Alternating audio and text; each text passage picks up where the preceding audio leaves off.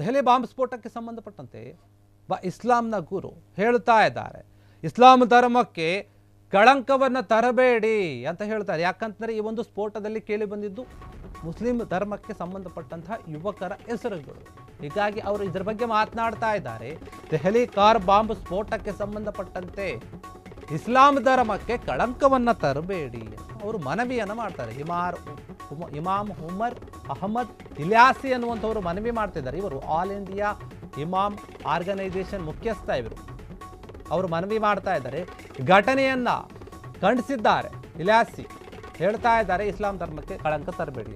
ಮುಖ್ಯ ಆರೋಪಿಗಳು ಇಸ್ಲಾಂ ಧರ್ಮಕ್ಕೆ ಸೇರಿದವರಾಗಿದ್ದಾರೆ ಅಂತ ಹೇಳಲಾಗ್ತಾ ಇದೆ. ನಾನು ಈ ಒಂದು ಘಟನೆಯನ್ನ ಬಲವಾಗಿ ಖಂಡಿಸ್ತೇನೆ, ತೀವ್ರವಾಗಿ ಖಂಡಿಸ್ತೇನೆ ಅಂತ ಅವರು ಹೇಳ್ತಾ ಇರುವಂಥದ್ದು. ಇದು ಅತ್ಯಂತ ದುರಾದೃಷ್ಟಕರ ವಿಷಯ, ಸಂಗತಿ, ಘಟನೆ. ಇದನ್ನು ನಾವು ಕೂಡ ಖಂಡಿಸ್ತೀವಿ ಅಂತ ಹೇಳ್ತಾ ಇದ್ದಾರೆ. ಇದು ಮುಗ್ಧ ಜನರ ಜೀವಗಳನ್ನ ಬಲೆ ತೆಗೆದುಕೊಂಡಂತಹ ಒಂದು ಹತ್ಯಾಕಾಂಡ. ತನಿಖೆಯಲ್ಲಿ ಮುಸ್ಲಿಂ ಯುವಕರ ಒಂದು ಹೆಸರುಗಳು ಕೇಳಿ ಬರ್ತಾ ಇವೆ. ಹೀಗಾಗಿ ಇದು ಅತ್ಯಂತ ಕಳವಳಕಾರಿ ವಿಷಯ ಅಂತ ಅವರು ಹೇಳುತ್ತಾ ಇದ್ದಾರೆ. ಪ್ರತಿಯೊಂದು ಸಮಾಜದಲ್ಲಿಯೂ ಕೂಡ ಕೆಲವು ಕೆಟ್ಟ ವ್ಯಕ್ತಿಗಳು, ಕೆಟ್ಟ ಜನರು ಇರ್ತಾರೆ. ಅದೇ ರೀತಿಯಾಗಿ ನಮ್ಮ ಒಂದು ಇಸ್ಲಾಂ ಧರ್ಮದಲ್ಲಿಯೂ ಕೂಡ ಕೆಲ ಕೆಟ್ಟ ಜನರು ಇದ್ದಾರೆ, ಅವರು ಈ ರೀತಿಯಾಗಿ ಮಾಡಿದ್ದಾರೆ ಅಂತ ಹೇಳ್ತಾ ಇದ್ದಾರೆ. ಹಾಗಾಗಿ ಕೆಲವರು ಮಾಡಿದಂತಹ ಒಂದು ಕೃತ್ಯಗಳಿಂದ ಇಡೀ ಒಂದು ಇಸ್ಲಾಂ ಧರ್ಮವನ್ನು ದೂರಬೇಡಿ, ಕಳಂಕವನ್ನು ತರಬೇಡಿ ಅಂತ ಹೇಳಿ ಇಮಾಮ್ ಉಮರ್ ಇಲ್ಯಾಸಿ ಅವರು ಮನವಿಯನ್ನು ಮಾಡ್ತಾ ಇದ್ದಾರೆ. ಆಲ್ ಇಂಡಿಯಾ ಇಮಾಮ್ ಆರ್ಗನೈಸೇಷನ್ ಮುಖ್ಯಸ್ಥ ಆಗಿರುವಂತಹ ಇಮಾಮ್ ಮಾತನಾಡ್ತಾ ಇದ್ದಾರೆ. ಘಟನೆಯನ್ನು ನಾವು ಕೂಡ ಖಂಡಿಸ್ತೀವಿ, ನಮಗೂ ಕೂಡ ನೋವಾಗಿದೆ. ಇದರಲ್ಲಿ ಮುಗ್ಧ ಒಂದು ಜನರ ಬಲಿಯಾಗಿದೆ, ಹತ್ಯಾಕಾಂಡ ಆಗಿದೆ. ಇದು ನಿಜಕ್ಕೂ ಕೂಡ ಒಪ್ಪುವಂಥದ್ದಲ್ಲ.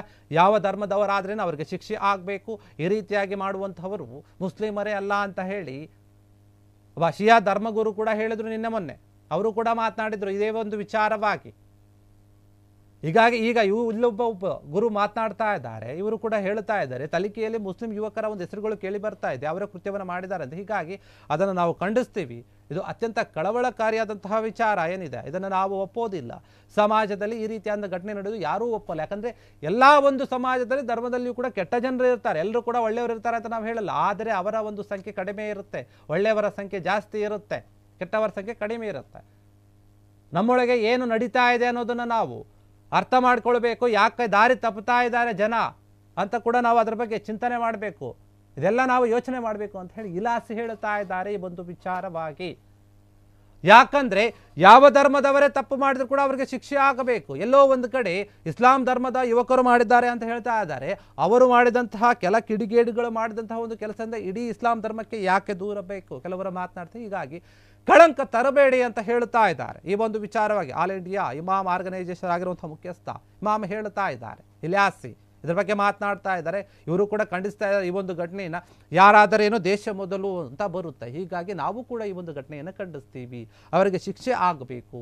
ಯಾರೆಲ್ಲ ಈ ರೀತಿಯಾದಂತಹ ಒಂದು ಚಟುವಟಿಕೆಗಳಲ್ಲಿ ತೊಡಗಿಕೊಂಡಿದ್ದಾರೋ ಅವರಿಗೆ ಸರಿಯಾದ ರೀತಿಯಲ್ಲಿ ಸರ್ಕಾರವೇ ಶಿಕ್ಷೆ ಕೊಡಬೇಕು ಅನ್ನುವಂತಹ ಮಾತುಗಳನ್ನು ಆಡ್ತಾ ಇರುವಂಥದ್ದು. ಈ ಒಂದು ಘಟನೆ ಎಲ್ಲರೂ ಕೂಡ ನೋವು ತಂದಿದೆ ಅಂತ ಮಾತನಾಡಿದ್ದಾರೆ.